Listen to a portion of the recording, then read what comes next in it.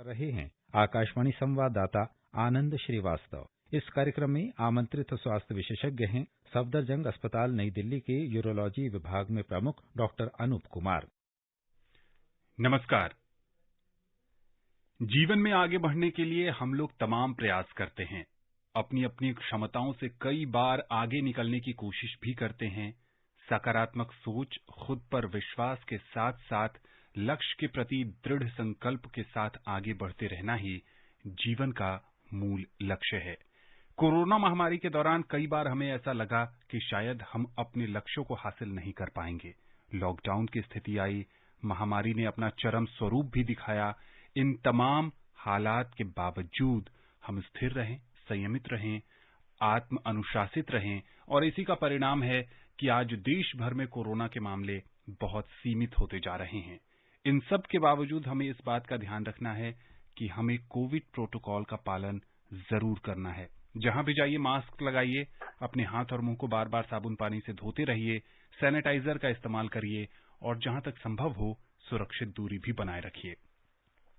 आज के कार्यक्रम के साथ मैं हूं आनंद श्रीवास्तव और हमारे साथ जुड़ गए हैं वरिष्ठ स्वास्थ्य विशेषज्ञ डॉक्टर अनूप कुमार। डॉक्टर अनूप, कार्यक्रम में आपका बहुत बहुत स्वागत है। के श्रोताओं को मेरा प्यार भरा नमस्कार। नमस्ते सर। इससे पहले कि डॉक्टर अनूप के साथ हम चर्चा शुरू करें, हम अपने श्रोताओं को बता देना चाहते हैं कि अगर वो भी इस कार्यक्रम से जुड़ना चाहते हैं तो हमें फोन कर सकते हैं। हमारा फोन नंबर है 011-2342-1764। नंबर एक बार फिर से सुन लीजिए, 011-2342-1764।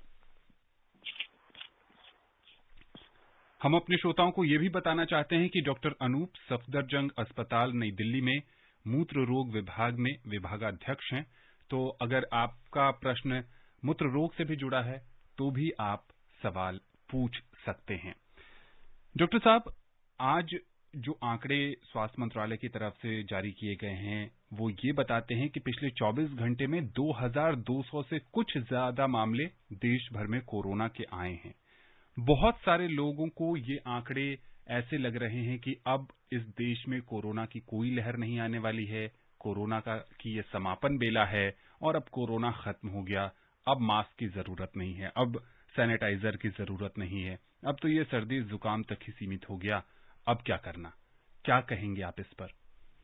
देखिए आनंद जी, बिल्कुल कहना सही है कि अभी हमारे केसेस कंट्रोल में हैं और नंबर काफी कम है और 2 करीब केस आ रहे हैं, डेथ कम हो गया। लेकिन जैसे हमने सीखा है अपने पुराने अनुभवों से, दूसरे कंट्रीज में ऐसा हुआ है कि इतने केसेस कम होने के बाद नया वेरिएंट आता है और नए वेरिएंट के केसेस बढ़ने शुरू हो जाते हैं। इसलिए भारत सरकार ने दिशा निर्देश जारी किए हैं कि अभी हमें कम से कम इस पूरे साल अपनी पूरी सावधानी को बरतना है और कोविड अप्रोप्रिएट बिहेवियर को पालन करते रहना चाहिए। हमको मास्क, सैनिटाइजर को यूज करना ही है। अभी हमें इसको हमें क्योंकि अभी भी हमारे खला नहीं है, कम जरूर हो गया है, लेकिन केसेस फिर बढ़ सकते हैं अगर कोई नया वेरिएंट आ जाए तो। कार्यक्रम में पहले कॉलर जुड़ गए हैं। बिहार के पूर्णिया से हैं मोहम्मद मजहर। मजहर जी, आपका स्वागत है। नमस्कार सर, और डॉक्टर साहब को भी नमस्कार। नमस्ते सर। ये जानना चाह रहे, जैसे कोविड से मैंने लगाया था, दोनों डोज लगाया कोविशील्ड का, ठीक है। अगर अभी जो बूस्टर डोज लगेगा, क्या वो कोविशील्ड का ही लगेगा या कोवैक्सीन का लगेगा? जी डॉक्टर साहब। बिल्कुल, आपने पहले 2 डोज कोविशील्ड के लगाए हैं तो आपको जो बूस्टर डोज लगेगा वो उसी वैक्सीन का लगेगा, यानी कोविशील्ड का ही लगेगा। तो आप नेक्स्ट डोज अपना कोविशील्ड का लगवा लीजिए। डॉक्टर साहब, कई मीडिया में ये खबरें आई कि भारत में ओमिक्रॉन के नए वेरिएंट्स मिले हैं और जिसके बाद ये आशंका जताई गई कि इससे नई लहर कोरोना की आ सकती है। क्या कहेंगे आप? देखिए, ओमिक्रॉन हमें जानते हैं कि ये अपना जो है मॉर्फोलॉजी चेंज करता जाता है क्योंकि ये होस्ट में सर्वाइव करना चाहता है। पर ऐसे कई सारे वेरिएशन हैं, साउथ अफ्रीका से आए, ब्राजील से आए, यूके से आए, लेकिन अभी तक किसी भी वेरिएंट में ऐसा नहीं देखा गया है कि वो पहले वाले वेरिएंट से ज्यादा घातक हो। जैसे कि हमने डेल्टा वेरिएंट में देखा, जब हमारा सेकेंड वेव आया वो सबसे घातक अभी तक का वेरिएंट माना जाता है। लेकिन अब जितने वेरिएंट आ रहे हैं उससे कम घातक हैं, लेकिन ट्रांसमिशन उनकी ज्यादा होती है। तो यानी कि बिल्कुल नहीं हो वैसे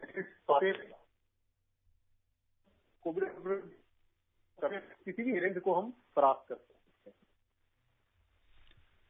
डॉक्टर साहब, आपसे निवेदन है कि आप थोड़ा सा अपना स्थान परिवर्तित कर लें। नेटवर्क में थोड़ी सी दिक्कत आ रही है, आपकी आवाज साफ हम तक नहीं पहुंच पा रही है। इस बीच हमारे साथ एक नए कॉलर जुड़ गए हैं, परवीन जी हैं। ओके जी, अपना सवाल पूछिए। कार्यक्रम में बहुत बहुत स्वागत है परवीन जी आपका। हाँ? अच्छा सर, एक बात बताइए, जी, वो इंसान के पेट में गैस कैसे बनता है? खाली पेट में रहते तो फिर भी गैस बन जाता है और कुछ उल्टे सीधे सामान खाते फिर भी गैस बन जाता है, तो गैस का मतलब परहेज बता दीजिए थोड़ा। गैस से कैसे बचें, ये जानना चाहती हैं डॉक्टर अनूप। देखिए, हम जब खाना खाते हैं तो हमारी बॉडी में डाइजेस्ट होता है। डाइजेस्ट होने के बाद उसका फर्मेंटेशन फिर साइड जनरेट होती है, तो वो काफी बाहर निकलने के लिए हम गैस प्रोडक्शन बोलते हैं। तो वो गैस कुछ खाना जो ऐसे फूड बनते हैं जिससे वो गैस ज्यादा बनती है। उसमें अगर हम राजमा है, छोले हैं और कुछ तरह के फ्रूट हैं जैसे ज्यादा जो है गैस की प्रॉब्लम होती है। इसके अलावा अगर बहुत ज्यादा स्पाइसी और तला हुआ खाना खाते हैं तो उससे भी हमारी ज्यादा गैस बनती है। तो इसलिए ये कहा जाता है कि 2-3 चीजें आपको ध्यान रखनी है गैस कम बने। नंबर 1, बहुत ज्यादा खाना ना खाएं, थोड़ा थोड़ा खाना जो खाएं। नंबर 2, आपको एक्सरसाइज जरूर करनी है। आधा घंटा वॉक कर सकते हैं। नंबर 3, आपको व्यायाम पानी जो है 2 से 3 लीटर पानी रोज पीना है, क्योंकि अगर आप 2 से 3 लीटर पानी रोज पीते हैं तो इससे आपका पाचन क्रिया अच्छा हो जाता है और उसमें गैस प्रोडक्शन कम हो जाता है। तो ये 2-3 चीजें अगर आप कोशिश करते हैं तो आपका गैस प्रोडक्शन कम हो सकता है। महाराष्ट्र के ठाणे से हमारे साथ गुरुनाथ जी जुड़ गए हैं। कार्यक्रम में आपका बहुत बहुत स्वागत है गुरुनाथ जी। जी सर, नमस्कार। डॉक्टर साहब को नमस्कार। नमस्ते। जी सर, मेरा क्वेश्चन है सर, ये जो यूरिन पेशाब की जगह जो पथरी या स्टोन बनता है, तो कई मतलब इसका ऑपरेशन करना सही रहता है कि वो जो पिघलने वाली कुछ दवाई या आयुर्वेद में भी इसका कुछ है समाधान? और इसका कुछ क्राइटेरिया मतलब एज से संबंधित है कि मतलब इतने उम्र होने के बाद कुछ स्टोन बनते हैं, और खान पान से क्या इसका संबंध है, मतलब कुछ? Thank you sir. जी डॉक्टर साहब, इन्होंने 2-3 क्वेश्चन पूछे जो कि इंडिया के क्वेश्चन काफी ज्यादा पाई जाती है, क्योंकि हमारे यहाँ टेम्परेचर बड़े एक्सट्रीम में पाया जाता है। सबसे पहले हम बात करते हैं किस खाने पीने से ज्यादा स्टोन बनता है। जी, तो अगर हम नींबू और संतरा ज्यादा सेवन करते हैं पानी कम होता है, लेकिन अगर हम ड्राई फ्रूट्स और नॉन वेज और ज्यादा बनता है। देखा गया है कि आजकल पहले हम कहते थे कि ना खाएं तो स्टोन नहीं बनेगा। अब ये देखा गया कि अगर हम कोई भी चीज जैसे हरी पत्तेदार सब्जियां हैं, वो अगर हम हफ्ते में 4 से 5 बार रोज खा रहे हैं तो उससे भी स्टोन बन जाते हैं। तो हम ऑब्लेट स्टोन बोलते हैं। तो खाने पीने की तो ये बात होगी आजकल हम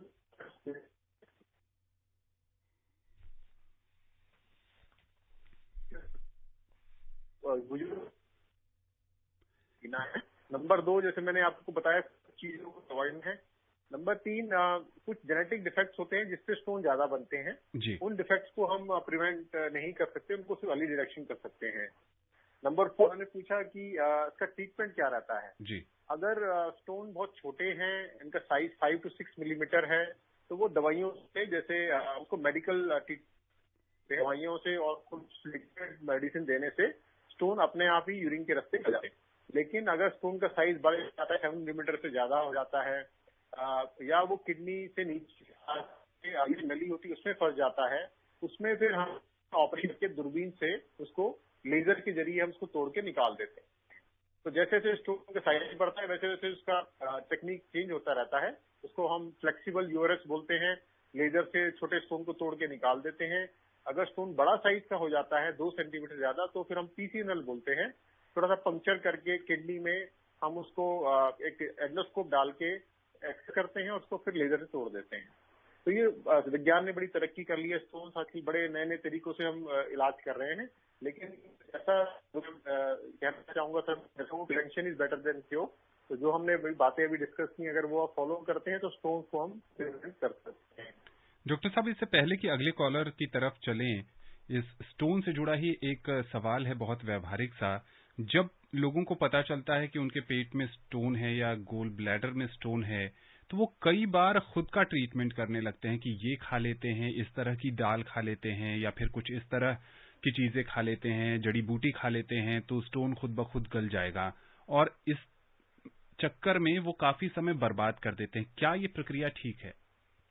बिल्कुल, देखिए सेल्फ ट्रीटमेंट करना हमेशा घातक होता है, क्योंकि ऐसा देखा गया है कि अगर आप ओवर द काउंटर पर दवाई लेके आ रहे हैं या बिना किसी ट्रस्ट वर्दी किसी एक ऐसे पर डिग्री नहीं है, तो आप गलत दवाई ले सकता है। आजकल देखा जा रहा है कि स्टेरॉइड्स ऐड कर देते हैं दवाइयों में, पाउडर मिक्स कर देते हैं, जिससे भी किडनियां भी डैमेज हो जाती हैं। तो मेरा ये आप सबको अनुरोध रहेगा कि जब भी आपको स्टोन का डाउट है, एक जाके जो स्पेशलिस्ट है उसको दिखा लें, क्योंकि गॉल ब्लैडर का स्टोन जो होता है वो जनरल सर्जरी के डॉक्टर ट्रीट करते हैं, और जो किडनी के स्टोन होते हैं वो यूरोलॉजिस्ट ट्रीट करते हैं। तो आप एक पास के एक स्पेशलिस्ट को दिखाएं, इसमें बेसिक टेस्ट हम करके इसको डायग्नोज करते हैं, और उसका ट्रीटमेंट जैसे मैंने बताया कि अलग अलग तरीके से किया जाता है। लेकिन अपने आप ट्रीटमेंट ना करें, क्योंकि इसमें देखा गया है कि पेशेंट जो है किडनी हो सकती है और कॉम्प्लिकेशन है। उत्तर प्रदेश के कुशीनगर से हमारे साथ जुड़ रहे हैं संगम कुमार। संगम जी, कार्यक्रम में बहुत बहुत स्वागत है आपका। संगम जी, आपको आवाज मिल रही है? जी सर, नमस्कार। जी नमस्ते। डॉक्टर साहब को मेरा नमस्कार। और डॉक्टर साहब, आपसे मेरा दोस्त क्वेश्चन है जी। पहला क्वेश्चन ये है कि कोविड के बाद और जो कोविड से संक्रमण से ठीक हो चुके हैं, उन लोगों को ऐसा हो रहा है कि बहुत रात देर तक नींद नहीं आती है, और उन लोगों को मतलब उसका क्या कारण हो सकता है। और दूसरा सवाल ये है कि कोविड के तीनों डोज ले लेने के बाद ये महीने में 2 से 3 बार फीवर आ जा रही है, इसकी क्या कारण है डॉक्टर? जी डॉक्टर साहब, तो इन्होंने 2 क्वेश्चन पूछे, थोड़ा तो मैं पूरा क्लियर नहीं समझ पाया, बट एक मेरे को लगा कि इन्होंने कहा कि कोविड होने के बाद नींद की परेशानी कई मरीज को आ रही है। बिल्कुल ठीक। वो नींद नहीं आती है, तो पहले हम उसका आंसर करते हैं। देखिए, कोविड में ऐसा देखा जा रहा है, जब रिकवरी हो जाती है तब भी बिकॉज कोविड के टाइम में पेशेंट को आइसोलेशन में रहना पड़ता है, अपने परिवारजनों से, दोस्तों से अलग रहना पड़ता है, तो एक तरह का साइकेट्रिक डिसऑर्डर उसमें देखा जा रहा है कई पेशेंट्स में। पेशेंट लंबे टाइम आइसोलेशन में रहते हैं या अस्पताल में रहते हैं, तो उसको हम एंजाइटी या डिप्रेशन भी कह सकते हैं, और उसके साथ साथ वो स्लीप डिसऑर्डर में कन्वर्ट हो जाता है और वो रात में नींद आनी कम हो जाती है। तो ये काफी लोगों में देखा जा रहा है, तो इसलिए आप एक ऐसे साइकियाट्रिस्ट को दिखाएं, इसमें ज्यादा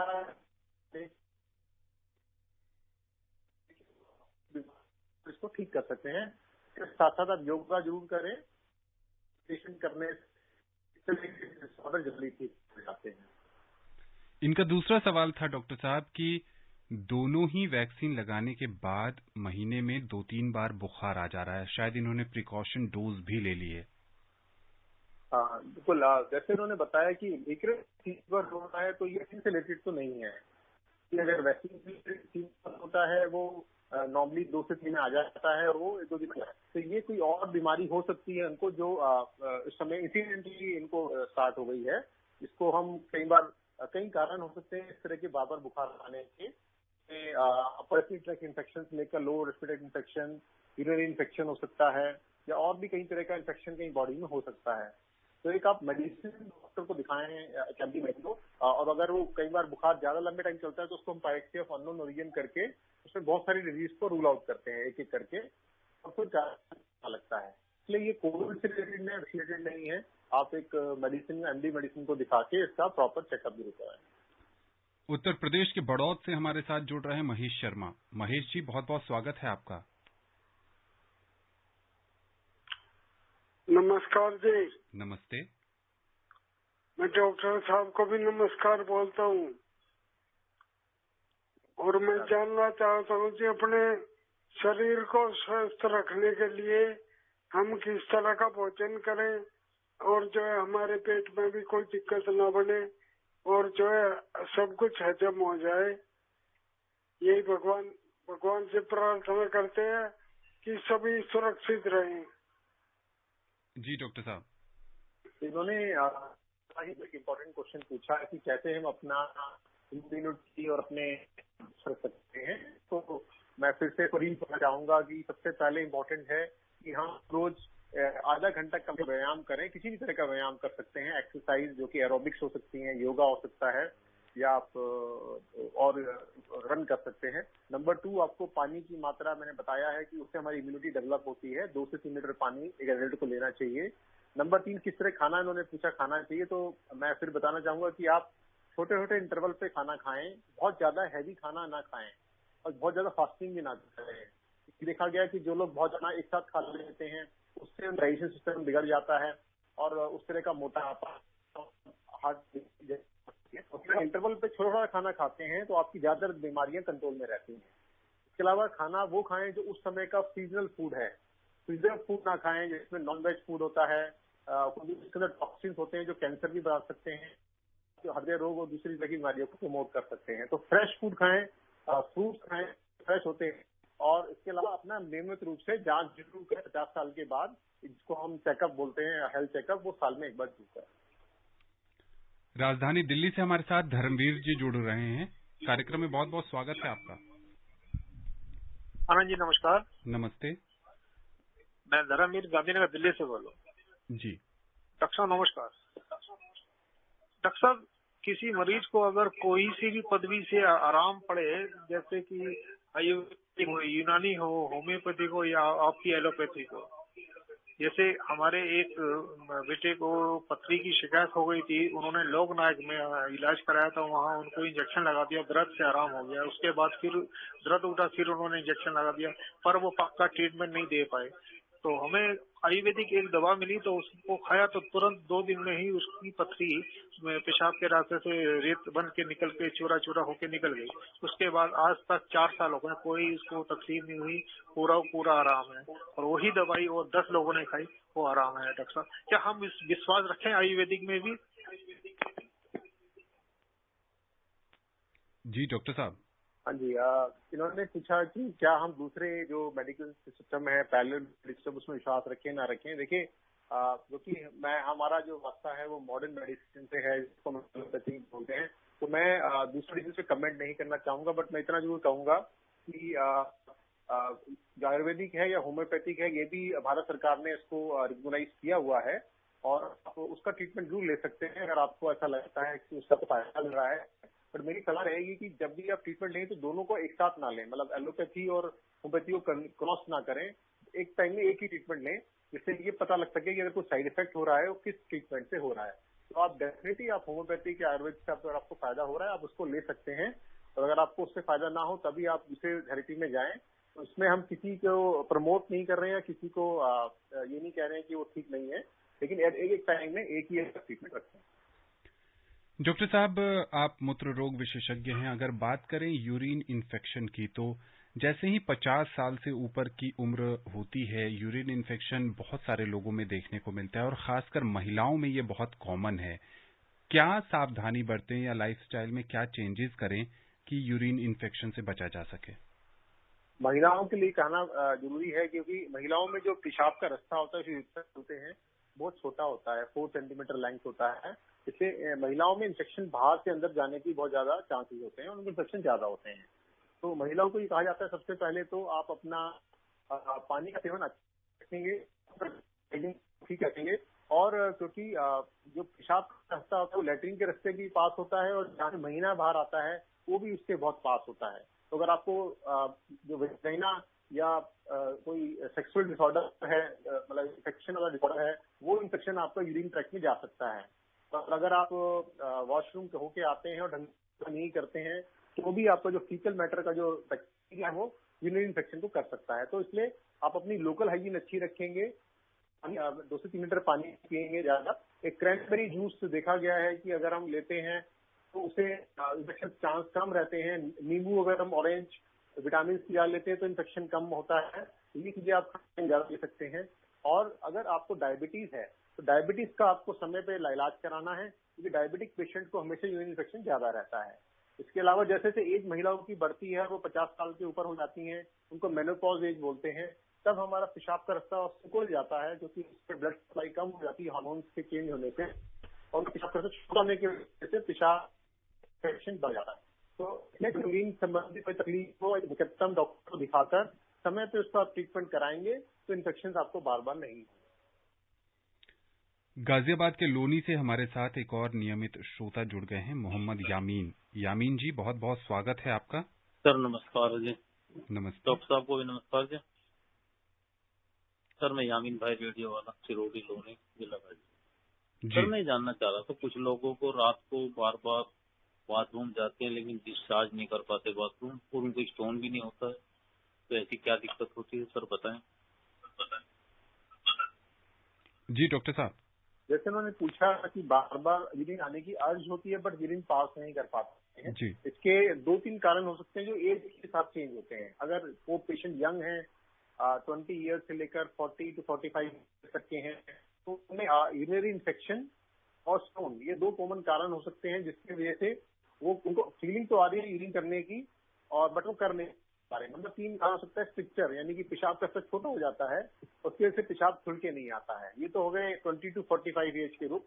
जो लोग 50 साल से ऊपर के होते हैं उनमें गदूज यानी प्रोस्टेट की प्रॉब्लम स्टार्ट हो जाती है, और उनमें उनको ऐसा लगता है कि पेशाब बार बार जाना या खुल के नहीं आना, और वो जब करने जाते हैं तो वो ढंग से नहीं कर पाते, तो प्रोस्टेट की वजह से हो सकता है। तो ये कुछ कारण है जो एज के हिसाब से होते हैं। बाकी डायग्नोसिस बड़ा इजी होता है। आप निकटतम में यूरोलॉजिस्ट को दिखाएंगे तो एक सिंपल से टेस्ट करके, अल्ट्रासाउंड, यूरिन और ब्लड टेस्ट करके डायग्नोस कर पाएंगे, और ट्रीटमेंट समय पे अगर हम स्टार्ट करते हैं तो कॉम्प्लिकेशन को हम अवॉइड कर सकते हैं। जी हाँ, बहुत ध्यान रखने की जरूरत है। सुभाष जी हमारे साथ जुड़ गए हैं गाजियाबाद से। कार्यक्रम में आपका बहुत बहुत स्वागत है। सर नमस्कार। नमस्ते। डॉक्टर साहब को भी नमस्कार। सर बार बार ना, मतलब घंटे में कम से कम 5 बार पेशाब आ रहा है सर, इसलिए क्या कारण है? जी डॉक्टर अनूप। हाँ जी, जैसे उन्होंने बताया कि बार बार यूरिन आता है, जैसे हम बात कर रहे थे, ये अलग अलग कारणों से हो सकता है। अगर एक होता है इन्फेक्शन, हमें सबसे पहले यूरिनरी इन्फेक्शन को रूल आउट करना पड़ेगा, जिसमें पेशेंट को बार बार यूरिन आना, पेशाब में जलन होना, पेशाब में खून आना, बुखार होना, पेट में दर्द होना, ये इन्फेक्शन के कारण सिम्टम हो सकते हैं। नंबर 2 स्टोन हो सकता है कि कई बार पेशाब के नली में हो जाता है तो पेशाब बार बार आने की अर्ज लगती है। नंबर 3 ये हो सकता है कि जैसे पेशाब का छोटा हो गया हो, जिसमें आप स्ट्रिक्चर इतना बोलते हैं, उसमें भी पेशाब गड्ढा में रखता है और बार बार लगता है कि वो उसको निकालने की कोशिश करते रहते हैं। और चौथा कारण होता है जो होता है गदू। तो ये 4 कारण है जिसकी वजह से आपको पेशाब बार बार आ सकता है। 5वां कारण जो डायबिटीज भी एक बड़ा कॉमन एक हम रीजन मानते हैं इंडिया में, डायबिटिक पेशेंट्स को भी बार बार पेशाब आने की अर्ज लगी रहती है। तो ये सारे कारण आप एक निकटतम डॉक्टर को दिखाएंगे, सिंपल टेस्ट करके उसको रूल आउट कर देंगे और फिर ट्रीटमेंट को स्टार्ट करते हैं। अगर किडनी की बात करें डॉक्टर साहब, तो भारत में किडनी से जुड़ी कई समस्याएं सामने आ रही हैं। बहुत छोटी उम्र में ही क्रिएटिनिन लेवल बहुत ज्यादा बढ़ने की शिकायतें देखने को मिल रही हैं, और उसके बाद जो जीवन है वो बहुत साधारण नहीं रहता। कई बार डायलिसिस पर जब मरीज चला जाता है तो महीने में 2 बार 3 बार। बहुत सारे युवा श्रोता जो ये कार्यक्रम सुन रहे हैं, उनको आप क्या संदेश देंगे कि क्या सावधानी बरतें कि किडनी से जुड़ी समस्याओं से बचा जा सके? आनंद जी, आपने बड़ा इम्पोर्टेंट प्रश्न उठाया है कि भारत में देखा जा रहा है पिछले 5 से 10 सालों में कि हमारे युवा हैं वो किडनी रोग से ज्यादा ग्रसित हो रहे हैं। और जब किडनी रोग की बात करते हैं, किडनी फेलियर की बात कर रहे हैं, जिसको क्रोनिक किडनी डिजीज बोलते हैं। और ये देखा जा रहा है कि आजकल युवाओं में हाइपरटेंशन और डायबिटीज जिनको हो रहा है वो एक कॉमन कारण है जिसकी वजह से किडनी खराब हो रही है। अगला कारण अल्कोहल और टोबैको। बड़े हमारे युवा जो हैं आजकल वो इस हैबिट का शिकार हो रहे हैं, और अल्कोहल स्मोकिंग से हमारी किडनी जल्दी खराब होती है। इसके अलावा कुछ हमारे युवा हैं जो जिम जाते हैं, बॉडी बिल्ड करते हैं, और वो ओवर द काउंटर जो स्टेरॉइड्स हैं उसका प्रोटीन पाउडर में मिक्स करके उनको दिया जाता है, वो भी किडनी डैमेज कर रहा है। इसके अलावा ओवर द जैसे काउंटर ड्रग्स यानी कि पेन किलर्स, एंटीबायोटिक्स, मतलब कई हमारे युवा लोग बिना डॉक्टर को दिखाए हैं, जैसा दर्द हुआ गोली महीने तक हो नहीं पाता है। तो ये कुछ कारण हैं जो हम देख रहे हैं, जो इंडिया में किडनी डिजीज जो है युवाओं में बढ़ रही है। और ऑफकोर्स एक कारण है जेनेटिक, जिसका ऑफकोर्स आप उसको प्रिवेंट नहीं कर सकते हैं, वो जेनेटिक होता है। होते हैं ग्लोमेरुलोनेफ्राइटिस सिंड्रोम या नेफ्रोटिक सिंड्रोम होता है, वो बच्चों में ज्यादा होता है, बट वो एक अलग कारण है और उसको हम अगर टाइम से डिटेक्ट कर लें तो हम पेशेंट को स्लो डाउन कर सकते हैं कि वो किडनी फेलियर जो है लास्ट स्टेज में ना जाए। डॉक्टर साहब, आपने अनुवांशिक कारणों की बात की। बहुत सारे लोग हैं, इवन जो मेरे अभिभावक हैं वो भी क्रॉनिक किडनी डिजीज स्टेज 4 के पेशेंट हैं। ऐसे में हम जैसे लोग कैसे ध्यान रखें, कब चेकअप कराएं ताकि बहुत अर्ली डिटेक्ट हो जाए और उसके बाद वो क्योर हो सके? देखिए, सबसे पहले हमें ये देखना चाहिए कि कौन पेशेंट हैं जो उसके हाई रिस्क पे रहते हैं क्रॉनिक किडनी डिजीज। नंबर 1 होता है डायबिटीज और हाइपरटेंशन, ये सबसे कॉमन कारण है पूरे वर्ल्ड में और इंडिया में क्रॉनिक किडनी डिजीज होने के। नंबर 2 वो पेशेंट होंगे जिनको स्टोन है, स्टोन के पेशेंट को भी किडनी डिजीज जल्दी होती है, या प्रोस्टेट वाले वो पेशेंट हो सकते हैं जिनको बहुत लंबे टाइम तक प्रोस्टेट की बीमारी रुकावट रही, उनको भी जो है किडनी डिजीज हो सकता है। तो पहले तो हम रिस्क फैक्टर देख लें, क्या करें कि जिससे हम जल्दी डिटेक्ट कर लें। तो सबसे पहले तो कुछ खाने पीने में इनको ध्यान रखना पड़ेगा कि आपको नमक कम देना है, नॉनवेज कम देना है। इसके अलावा इनको समय समय पे आपको हेल्थ चेकअप कराना पड़ेगा, यानी 3 to 6 मंथली एक बार अपने निकटतम जो डॉक्टर हैं, या आप चाहें तो यूरोलॉजिस्ट को दिखा सकते हैं, नेफ्रोलॉजिस्ट को दिखा सकते हैं। वो सिंपल सा एक अल्ट्रासाउंड करते हैं जो साल में एक बार करते हैं, यूरिन का टेस्ट करते हैं, उसमें यूरिन क्लीन लॉस चेक करते हैं, और KFT यानी किडनी का फंक्शन ब्लड में देखते हैं। तो ये सिंपल टेस्ट आप 3 to 6 मंथली कराते हैं, तो हम उसको प्रोग्रेस को फॉलो करते रहते हैं। इसके अलावा हम कुछ दवाइयों को खाने को मना करते हैं, जैसे मैं अभी बात कर रहा था over the counter pain killer, over the counter antibiotic, ये डायरेक्टली हमारी किडनी को डैमेज करती हैं। हम लिख के देते हैं कि यही दवाइयां आप खा सकते हैं, इसके अलावा आप कोई पेन किलर या एंटीबायोटिक नहीं खा सकते हैं। बिल्कुल। और बहुत जरूरी है कि आपको सिम्टम डेवलप हो किडनी फेलियर का, यानी कि पूरे बॉडी पे स्वेलिंग आ रही है, सांस लेने में दिक्कत हो रही है, आपको उल्टी आ रही है, भूख कम लग रही है, ये लक्षण है कि आप एडवांस किडनी फेलियर में जा रहे हैं, आपको डायलिसिस यूज कर सकती है। समय पे ही आप जाके डॉक्टर को दिखा लेंगे तो कॉम्प्लिकेशन को कम कर सकते हैं। जी, राजधानी दिल्ली से श्रीराम जी जुड़ गए हैं। श्रीराम जी, स्वागत है। बहुत कम समय है कार्यक्रम में, जल्दी से अपना सवाल पूछिए। हेलो, हाँ, सीनियर सिटीजन 86 ईयर ओल्ड जी, यूरिन लीक करना शुरू कर देते। जी डॉक्टर साहब, बहुत संक्षेप में, समय नहीं है। इन्होंने 86 ईयर ओल्ड है, यूरिन लीक कर रहा है, तो इनका सबसे कॉमन कारण एक तो होता है प्रोस्टेट, जो हम डिस्कस कर रहे हैं, भी फेज में हो जाता है, डायबिटीज हो सकता है, और डिजीज हो सकता है। तो बहुत सारे कारण है, आप डॉक्टर निकटतम यूरोलॉजिस्ट दिखा लीजिए ना, सारे टेस्ट करके इनको रूल आउट कर देंगे और आपका ट्रीटमेंट शुरू हो जाएगा। डॉक्टर साहब, कार्यक्रम में अब समय नहीं है कि किसी और विषय पर आपसे चर्चा की जा सके। आकाशवाणी के खास कार्यक्रम से जुड़ने के लिए और विशेषज्ञ राय देने के लिए आपका बहुत बहुत शुक्रिया। मुझे बहुत धन्यवाद। तो जैसा कि डॉक्टर साहब कह रहे थे कि एक तरफ कोरोना से बचने के लिए हमें कोविड प्रोटोकॉल का पालन बेहद जरूरी है। अगर आपने प्रिकॉशन डोज नहीं ली है तो जरूर लीजिए, अपनी दोनों डोज तो जरूर ही ले लीजिए। साथ ही साथ अपने जीवन शैली में भी सकारात्मक बदलाव करिए ताकि आप कई समस्याओं से बचे रह सकते हैं।